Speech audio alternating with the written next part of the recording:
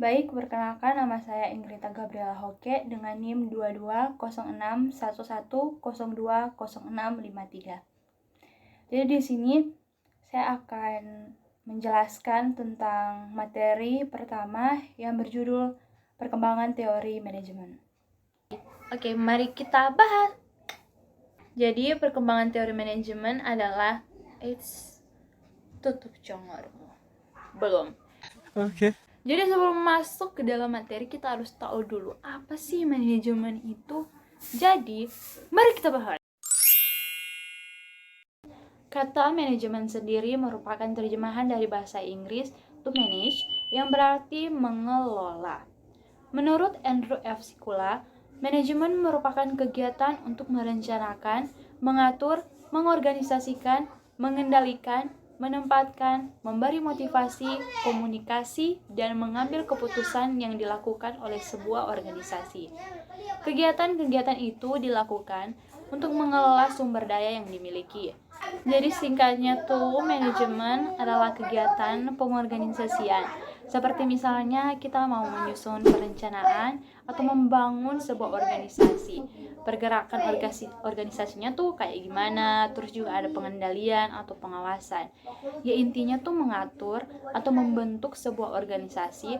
Terus nanti kita bahas, ini tuh perencanaannya tuh kayak gimana gitu lah.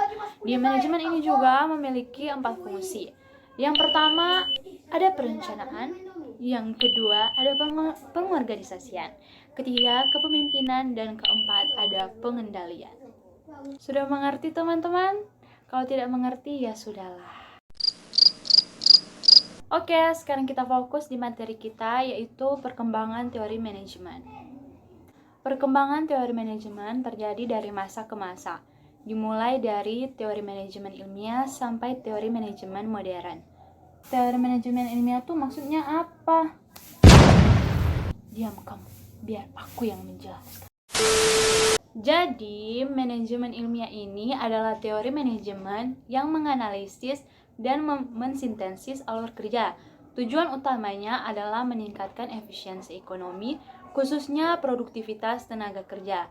Itu adalah salah satu upaya paling awal untuk menerapkan sains pada rekayasa proses untuk manajemen. Menurut Frank Banker Gilbert dan Lillian Gilbert, mengatakan bahwasannya teori manajemen ilmiah terletak pada titik pemberian aspek-aspek kinerja manusia, seperti misalnya memberlakukan aturan penempatan kerja, serta memberikan latihan personalia bagi mereka, sehingga nantinya karyawan akan jadi lebih tahu dan terarah. Serta mereka akan memberikan effort lebih bagus untuk hasil kerja mereka pada suatu bidang tertentu. Siapa sih tokoh-tokoh yang ada dari teori manajemen ilmiah? Nah, ada beberapa tokoh-tokoh dari teori manajemen ilmiah, yaitu ada Frederick W. Taylor, Frank dan Lillian Gilbert, Henry L. Gantt, dan Harrington Emerson. Salah satu tokoh teori manajemen ilmiah, Frederick Winslow Taylor. Taylor adalah manajemen dan penasihat perusahaan dan merupakan salah satu tokoh terbesar manajemen. Ia dikenal sebagai Bapak Manajemen Ilmiah. Kesimpulan dari penelitiannya Bapak Taylor ini adalah perusahaan akan mendapatkan hasil yang memuaskan apabila pekerjaan yang akan dilaksanakan atau direncanakan memperhatikan segi teknologi maupun pelaksananya. Siapa pelaksananya? Ya manusia. Ada 3 makalah yang merupakan hasil pemikiran Taylor tentang teori manajemen, yaitu Shop Management, The Principle of Scientific Management, dan Testimony Before the Special House Committee. Ketiga makalah tersebut diterbitkan menjadi sebuah buku dengan judul Scientific Management. Dalam bukunya Scientific Management, terdapat 4 prinsip yang dirumuskan Taylor. Yang pertama, menghilangkan sistem coba-coba dan menggantinya dengan metode ilmu pengetahuan di setiap kegiatan manajemen. Kedua, memilih pekerjaan terbaik untuk setiap tugas tertentu, memberikan latihan dan pendidikan kepada pekerja. Ketiga, pekerja harus menerapkan ilmu pengetahuan di dalam menjalankan pekerjaannya. Dan yang terakhir, keempat, antara pimpinan dan pekerja harus terdapat kerjasama yang baik. Taylor juga mengembangkan teori yang dikenal dengan nama The Taylor Differential Rate System. Teori ini tentang upah per potong minimum dan upah per potong maksimum. Maksudnya adalah untuk memotivasi karyawan supaya dapat bekerja maksimal. Upah per potong minimum diberikan kepada pekerja yang menghasilkan sama dengan standar atau di bawah standar. Sementara itu, upah per potong maksimum diberikan kepada pekerja yang menghasilkan di atas standar. Jadi dalam teori manajemen ilmiah ini menerangkan secara ilmiah metode terbaik untuk melaksanakan tugas apapun dan untuk menyeleksi, melatih, dan memotivasi pekerja.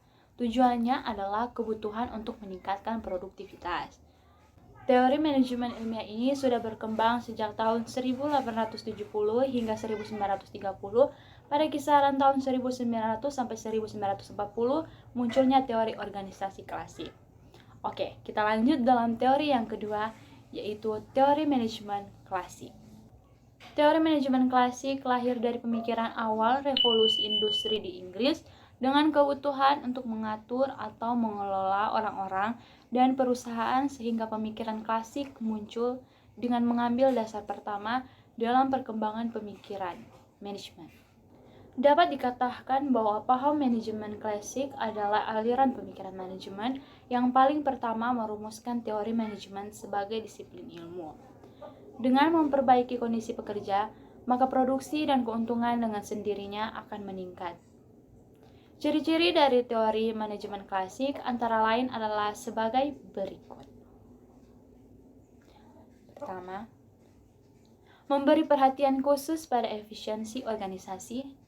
Kedua, mengutamakan diskresi tugas dalam organisasi. Ketiga, mengandalkan sistem terkendali dalam hierarki organisasi. Keempat, menganggap manusia sebagai unsur paling penting dalam organisasi. Kelima, menganggap keahlian manusia sebagai faktor penting bagi deskripsi tugas.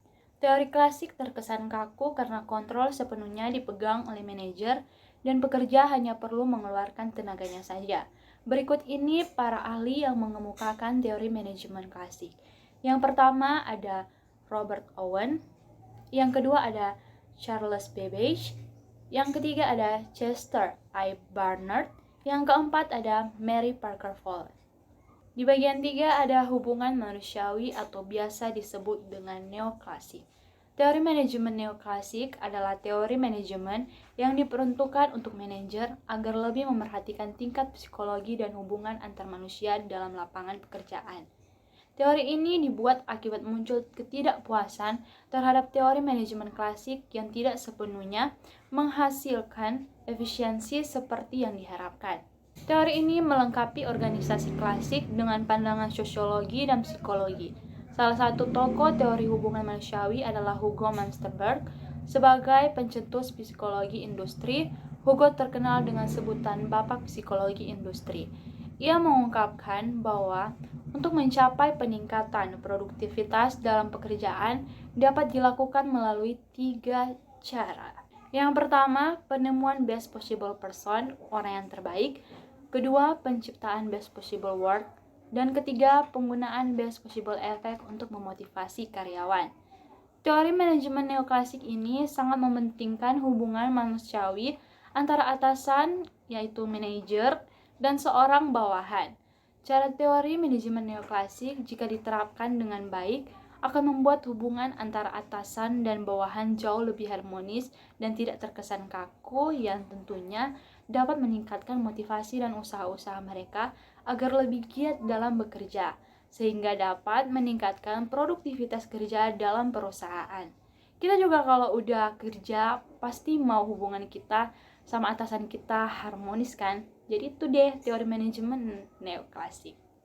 Teori ini berkembang pada tahun 1930 sampai 1940. Yang terakhir, teori manajemen modern. Teori manajemen modern mengemukakan bahwa organisasi bukanlah suatu sistem tertutup yang berkaitan dengan lingkungan yang stabil, tetapi organisasi adalah suatu sistem terbuka yang harus menyesuaikan diri dengan perubahan-perubahan lingkungannya. Teori manajemen modern telah berkembang dengan pertumbuhan sosial ekonomi dan lembaga ilmiah. Teori yang telah dikembangkan sejak 1950 ini mengemukakan bahwa organisasi bukanlah suatu sistem tertutup yang berkaitan dengan lingkungan yang stabil, melainkan organisasi adalah suatu sistem terbuka yang harus menyesuaikan diri dengan perubahan-perubahan lingkungannya. Dengan kata lain, konsep daripada teori ini bersifat fleksibel dengan perkembangan dunia. Manajemen modern berkembang dalam dua aliran. Aliran yang pertama merupakan pengembangan dari aliran hubungan manusiawi yang dikenal sebagai perilaku organisasi. Aliran yang kedua dibangun atas dasar ilmiah dikenal sebagai aliran kuantitatif. Di bagian kedua ini kita akan membahas tentang pendekatan perilaku. Pendekatan perilaku merupakan pendekatan yang percaya bahwa jika manajer berfokus pada karyawan, bukan pada produksi mekanistik, maka pekerjaan menjadi lebih puas dan dengan demikian lebih produktif. Bagaimana cara memahami perilaku? Perilaku dapat dipahami melalui tiga pendekatan, melalui pendekatan rasional, sosiologis, dan pengembangan hubungan manusia. Pendekatan ini memandang bahwa perilaku manusia dipengaruhi oleh sistem sosialnya. Kita masuk di bagian yang ketiga, pendekatan kontemporer. Pendekatan ini berfokus pada proses untuk menghasilkan output dan bagaimana cara pengelolaan dalam suatu organisasi. Ada dua pendekatan dalam manajemen kontemporer, yaitu kesisteman dan situasional. Mari kita tinjau masing-masing pendekatan tersebut. Pertama, pendekatan sistem. Dalam menjalankan aktivitas-aktivitas koordinasi di berbagai bagian organisasi, para manajer harus memastikan bahwa semua bagian organisasi ini dapat bekerja secara selaras demi tercapainya sasaran-sasaran organisasi. Salah satu cara terbaik untuk mengabarkan pendekatan situasional adalah phrase jika maka. Jika saya berada dalam situasi seperti ini, maka beginilah cara terbaik saya untuk mengelola. Nilai terbesar dari pendekatan situasional adalah penekanannya pada kenyataan bahwa tidak terdapat satupun aturan baku yang bersifat universal dalam manajemen. Teori klasik. Apa sih teori klasik itu? Asik! Seperti yang sudah dijelaskan tadi, dapat dikatakan bahwa paham manajemen klasik ini adalah aliran pemikiran manajemen yang paling pertama merumuskan teori manajemen sebagai disiplin ilmu.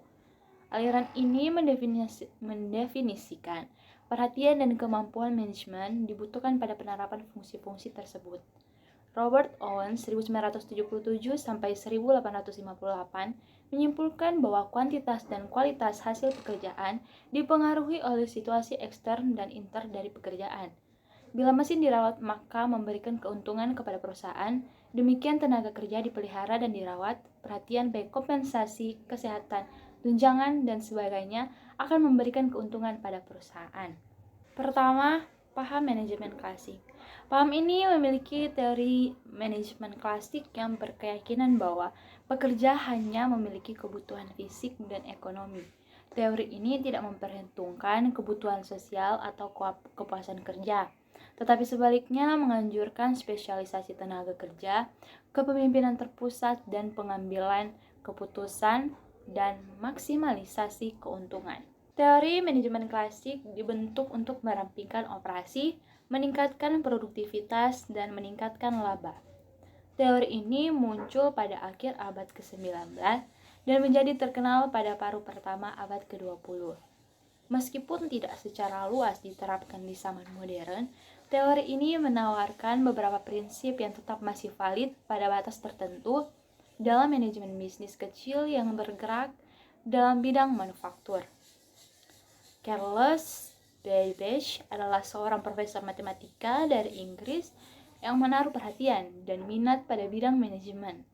Dia percaya bahwa aplikasi prinsip-prinsip ilmiah pada proses kerja akan menaikkan produktivitas dari tenaga kerja dan menurunkan biaya karena setiap pekerjaan dilakukan secara efektif dan efisien.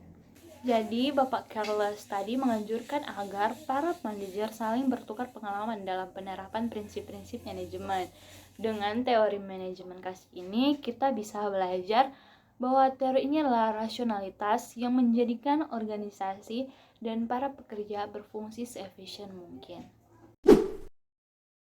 Dan bagian yang terakhir, perkembangan manajemen di masa mendatang.